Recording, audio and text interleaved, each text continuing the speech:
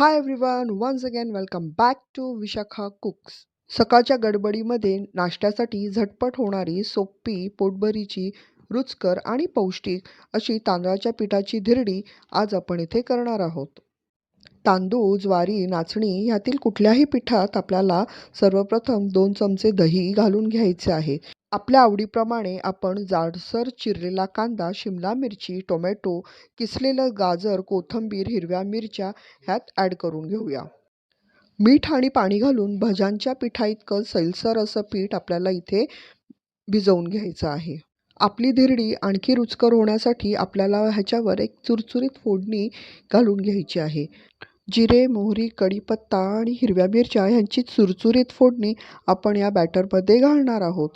मोहरीमुळे आपल्या धिरड्यांना एक छान चव येणार आहे, त्यामुळे आपल्याला मोहरी इथे जास्त वापरायची आहे.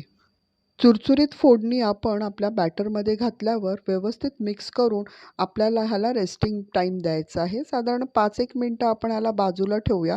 तोपर्यंत पीठही छान फुलून येईल आणि तेवढ्या वेळात आपली चटणीही होऊन जाईल.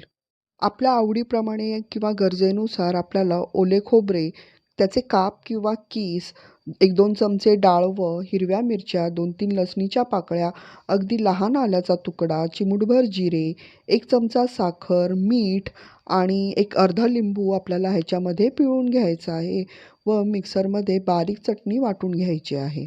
मी चटणीमध्ये मीठ घालायला विसरलेली, ते शेवटी घालून घेतलेलं. आता ह्या चटणीवरही आपल्याला हिरव्या मिरच्या, मोहरी, हिंग आणि कढीपत्ता यांची खमंग फोडणी घालून घ्यायची आहे.